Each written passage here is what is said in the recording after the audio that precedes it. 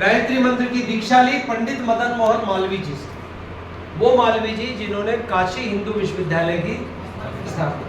और आपकी जानकारी के लिए बता दें कि हिंदू विश्वविद्यालय की बीएचयू की जब स्थापना हुई तो उस समय जितने लोग शरीर से आए थे उससे कहीं ज्यादा लोग सूक्ष्म शरीर से आए।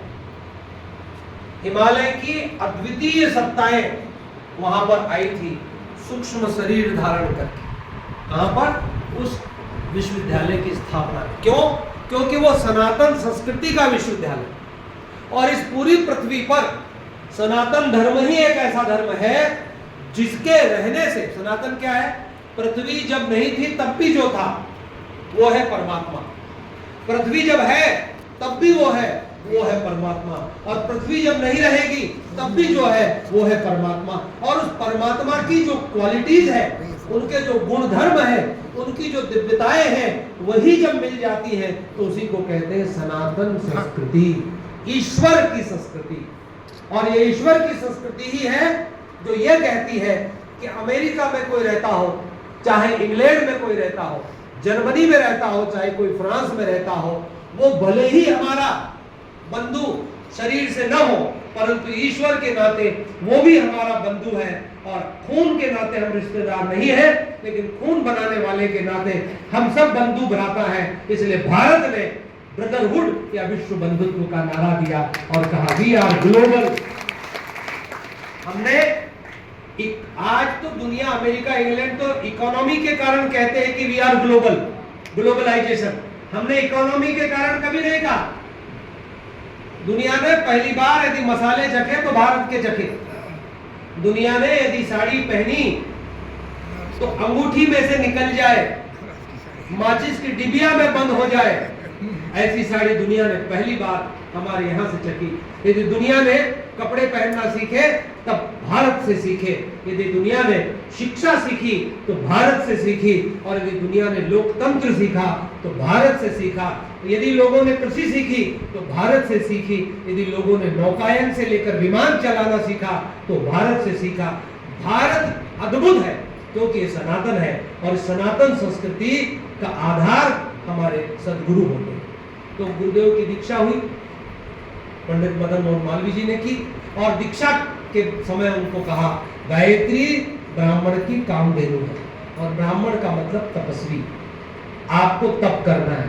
पूज्य गुरुदेव ने गायत्री की साधना की और उनकी साधना अविरल अविराम चलती रही। गायत्री मंत्र वो जपते रहे। 10 वर्ष की उम्र में भाई और बहनों, आवलखेड़ा की कोठरी में हिमालय के ऋषि आए। जो दीपक आज जल रहा है वो दीपक वही दीपक है, आपने दर्शन किया होगा। यहाँ यदि आप आए हैं तो अखंड दीपक का दर्शन जरूर करना। जो दीपक 25 साल भी अखंड हो जाता है वो सिद्ध हो जाता है। और दीपक परमात्मा का प्रतीक है, दीपक सूर्य का प्रतीक है। हमारे भीतर अंगूठे के आकार की यहाँ हृदय में ज्योति जल रही है, वो भी दीपक के आकार की ही है। आत्म ज्योति अखंड ज्योति जैसी ही है।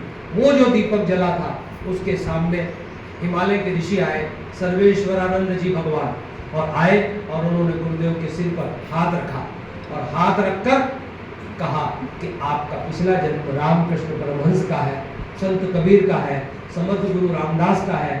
आपको 5 काम करने हैं। पहला, इस दीपक को अखंड करना। ये गाय के घी से जलेगा। किससे जलेगा? और उसके सामने अनवरत साधना होगी। लोग प्रश्न पूछते हैं कि साहब गायत्री परिवार कहीं पर भी हवन करा देता है, हवन से पहले तो जब होना चाहिए तब हवन होना चाहिए। लेकिन वो भूल जाते हैं कि गायत्री परिवार प्रतिदिन करोड़ों करोड़ अरबों अरब गायत्री मंत्र सामूहिक रूप से जप रहा है। और उसी की पूर्णाहुति स्वरूप प्रतिदिन पूरी पृथ्वी पर लाखों यज्ञ होते रहते हैं। गायत्री परिवार में कुछ भी अशास्त्रीय या अधार्मिक या अनियम से नहीं है। यहाँ जो कुछ भी है संपूर्ण सनातन के नियमों से ही इसमें काम चल रहा है। पहला काम अखंड दीपक रखना। दूसरा काम गुरुजी को कहा कि आपको 24 लाख गायत्री मंत्र प्रति वर्ष जपना है। गायत्री मंत्र में 24 अक्षर है। गायत्री मंत्र में 24 अक्षर है। और वो आपको जपना है। 24 साल तक पूज्य गुरुदेव ने जपा, 24 लाख के 24 पुरुष चरण किए।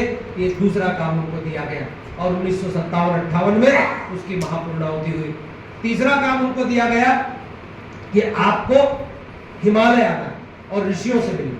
पूज्य गुरुदेव को दादा गुरुदेव ने ऋषियों से मिलवाया। सूक्ष्म शरीर प्रयागराज से ऊपर से उनको मार्गदर्शन करता था और गुरुदेव तपोवन से नंदनवन और उस उच्चतम स्थानों में साधना करते थे।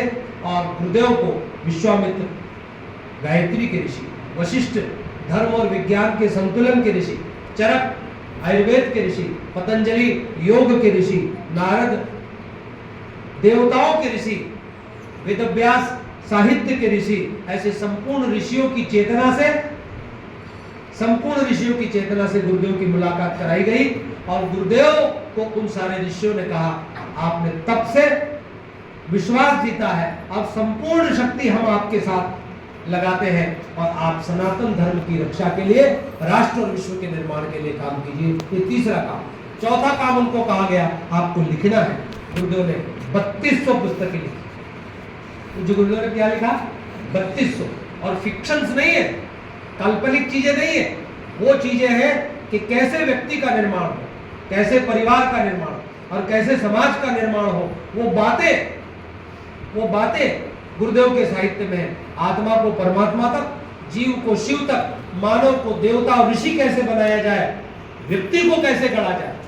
दुनिया में सबसे कॉम्प्लिकेटेड और सबसे मुश्किल काम है कि आदमी को कैसे बनाया जाए। ब्यूटी पार्लर आपको सुंदर बना सकता, कोचिंग क्लासेस आपको मैनर्स और एटिकेट सिखा सकते, पर आदमी कैसे बनेगा? यदि आदमी नहीं बना आदमी, तो सब बनना उसका बेकार हो जाएगा। पूज्य गुरुदेव ने एक लाइन बोली, कौन सी? ये लाइन बोली कि यदि आप मनुष्य बनने में सफल हो गए तो आपको हर काम में सफलता मिलेगी। Be a good human being. यदि आप इसमें सफल होते हैं तो हर काम में सफल होते हैं। आखिर में पैसा कमाता है आदमी, शादी करता है, किस लिए? पैसा कमाता है, शादी करता है, किस लिए? ताकि वो सुखपूर्वक जीवन जी सके, ताकि आनंद पूर्वक शांति से जीवन जी सके। और यदि वो अच्छा आदमी नहीं बना तो आप कल्पना कर सकते हैं क्या वो शांतिपूर्वक जीवन जी सकेगा? आपने बहुत बड़ी फैक्ट्री खड़ी कर दी और उसके बहुत सारे मैनेजर और कर्मचारी बना दिए। यदि वो अच्छे नागरिक, अच्छे इंसान नहीं बने तो उन फैक्ट्रियों का क्या करेंगे? आपने मिसाइलें बना ली बहुत सारी कि वो कंप्यूटर से सुपरसोनिक गति से चलेंगी और आर्टिफिशियल इंटेलिजेंस से चलेंगी, बटन दबाते ही चलेंगी या बटन दबाने की जरूरत भी नहीं है, वो ऑटोमेटिक चल जाएंगी। उसकी प्रोग्रामिंग करने वाला आदमी कौन होगा? वो आदमी होगा। और यदि वो आदमी अच्छा नहीं है तो उसकी प्रोग्रामिंग भी बिल्कुल अच्छी नहीं होगी। क्यों? क्योंकि यदि टमाटर टोकरी में सड़ जाए तो बदबू बाहर तक आती है। ऊपर भले ही कितने आप गुलाब रख दो, सड़ान तो अंदर से ही आएगी। और यदि आदमी अंदर से नहीं बना अच्छा तो भाइयों सारा बनाना और सारा बनना बेकार हो जाएगा। प्रज्ञा पुराण ग्रंथ में कहते हैं, हे नारद, भगवान विष्णु कहते हैं, नारद, अचिंत चिंतन और अनुपयुक्त आचरण के कारण आदमी का पतन होता है और फलतः रोग, शोक, कलह और क्लेश के बीच आदमी बोता है। इसलिए हमारे ऋषि कहते हैं अच्छा इंसान बनना। तो गुरुदेव ने 3200 पुस्तकें लिखी और 5वां काम उनको कहा गया, आपको एक देव परिवार बनाना। क्या बनाना है? वो गुरुदेव माता जी जो भगवान की समस्त शक्तियों को धरती पर लेकर आए, उन्होंने एक नारा दिया। क्या? जो हमारा विषय है, देव संस्कृति के निर्माता यज्ञ पिता, यज्ञ पिता और गायत्री। और ये गायत्री और यज्ञ प्रवचन का विषय नहीं कि इसको प्रवचन किया है और आप सुने, नहीं, ये गायत्री और यज्ञ हमारे जीवन का विषय। 2 आधार है, देव संस्कृति के निर्माता यज्ञ पिता। जरा आप हमारे साथ बोलिए एक बार, पुराने और नए सब लोग। पुराने इसलिए बोले ताकि वो याद आपको मजबूत हो जाए, स्मरण कर ले। पुराने लोग क्या करते हैं? स्मरण करते हैं। छोटे बच्चे को तो राम राम बुलवाया जाता है और बड़े लोग जब राम राम बोलते हैं तो एक विश्वास में बोलते हैं कि वो है। तो जो नए हैं वो बच्चों जैसे हैं, वो सीख ले, और जो पुराने हैं वो राम को याद करें। तो आप बोलिए हमारे साथ, देव संस्कृति के निर्माता यज्ञ पिता गायत्री माता। जो हम बोले हो, देव संस्कृति के निर्माता देव संस्कृति के निर्माता यज्ञ पिता गायत्री माता। गायत्री माता ये हमारी संस्कृति का आधार है। कौन? ये भारतीय संस्कृति जो भारत में जन्मी, सनातन संस्कृति जो सदा से थी, ऋषियों की संस्कृति जिसे ऋषियों ने समझा और प्रकट किया, इसके अनेक नाम। तो इस संस्कृति का आधार क्या है? यज्ञ पिता और गायत्री। गायत्री माने, गायत्री शब्द का मतलब क्या? गय धनत्री। गय माने प्राण, त्री माने त्राण। जो गाने वाले के प्राणों को तार दे, गाने वाले के प्राणों को तार दे। और हम कौन है? हम प्राणी। और प्राण क्या है? प्राण है आत्मा का फ्यूल, प्राण है आत्मा का पेट्रोल। उपनिषद कहता है कि शरीर में जब आत्मा प्रवेश करती है, आप पढ़िए, गुरुदेव ने 108 उपनिषदों का भाष्य किया, अपने वाचनालय में रखिए। आधा घंटा रोज स्वाध्याय की। स्वाध्याय मां प्रमदः। हमारा उपनिषद क्या कहता है? आचार्य शिष्य से क्या कहता है कि स्वाध्याय मां प्रमदः। हे शिष्य, आचार्य कहते हैं, हे शिष्य, तुम स्वाध्याय में प्रमाद, आलस्य शरीर का होता है और प्रमाद मन का होता है। शरीर, मुझे कमल जी ने कहा कि ये बेग मुझे दो, तो मैंने थोड़ी देर से दिया, ये मेरा आलस्य है, ये मेरा आलस्य शारीरिक होता है। और इनको मैंने बेग तो दिया, पर बड़े अनमने मन से, बेढंगे मन से बिखराते हुए दिया, ये मेरा प्रमाद है। तो शरीर से भी बड़ा मन का है खेल। किसी को पत्थर मारा और किसी को इंटेंशनली पत्थर मारा, दोनों में कानून में धाराएं बदल जाती। गुरुदेव से किसी ने पूछा पाप क्या है और पुण्य क्या है? गुरुदेव से पूछा पाप क्या है, और पाप और पुण्य होगा तो शरीर पहले आएगा, परंतु बिल्कुल परिभाषाएं बदल जाएगी। कब? जब इसकी गहराई में जाएगी। तो गुरुदेव कहते हैं पाप और पुण्य का मतलब है इंटेंशंस, इरादा क्या है। चाकू डॉक्टर के हाथ में पुण्य है और चाकू चोर के हाथ में पाप है। था तो एक ही चाकू, था तो वही हाथ, लेकिन एक पाप हो गया और एक पुण्य हो गया। तो जब शरीर में आत्मा प्रवेश करती है, शरीर में आत्मा जब प्रवेश करती है तो वो अपने साथ प्राणों को लेकर आती है। हिडन है वो, उसके साथ इंक्लूडेड है। प्राण जब शरीर में प्रवेश, आत्मा जब शरीर में प्रवेश करती है तो आत्मा तीसरे महीने मां के गर्भ में प्रवेश करती है, और जब वो प्रवेश करती है तो प्राण शरीर में फैल जाता है। 5 प्राण और 5 उपप्राण फैलने लगते हैं और बच्चे की धड़कन शुरू। कौन है जो हमारी धड़कन को पहले दिन से आखिरी दिन तक धड़कने पे मजबूर करता है? वो प्राण है। कौन है जो मां के गर्भ में उस नाल से ऊर्जा को लेके बच्चे के डाइजेस्टिव सिस्टम से लेकर सब सिस्टम को जिंदा रखता है? वो कौन है? वो प्राण है। हमें छींक आना, हमें स्वाद आना, हमारे शरीर से पसीना निकलना, हमारे शरीर से मलमूत्र निकलना, ये सब प्राण करता है। और जब आत्मा, बोलो भारत माता की, यज्ञ भगवान की जय।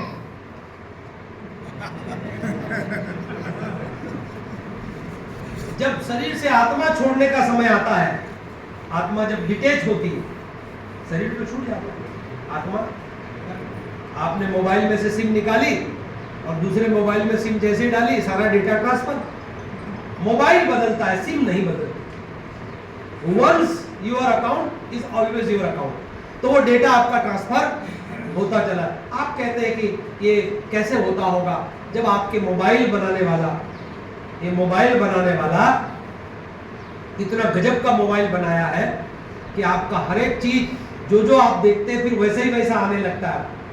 तो आखिर इसको कौन सिखा रहा है? कोई मोबाइल बनाने वाला होगा, किसी ने सॉफ्टवेयर डेवलप किया होगा, किसी ने आर्टिफिशियल इंटेलिजेंस डेवलप किया होगा, किसी ने एल्गोरिथम लिखी होगी, किसी ने प्रोग्रामिंग की होगी, किसी ने डेटाबेस मैनेजमेंट किया होगा। ये कोई आदमी तो है। जब आदमी इतना दिमागदार है तो आदमी को बनाने वाला वो परमात्मा कितना बड़ा दिमागदार होगा। आपका सॉफ्टवेयर जब इतना तगड़ा है तो उसका सॉफ्टवेयर कितना तगड़ा होगा।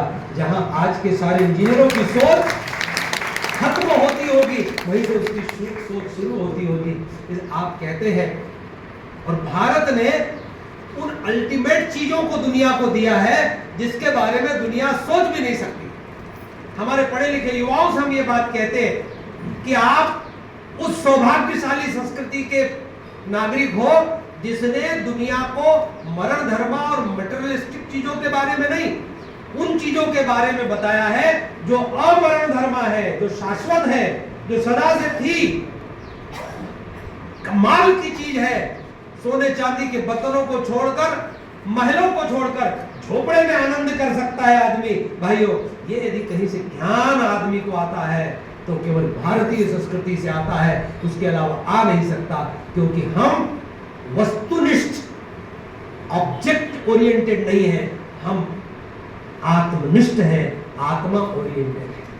तो गायत्री शब्द का मतलब गय मने प्राण, त्रि मने त्राण।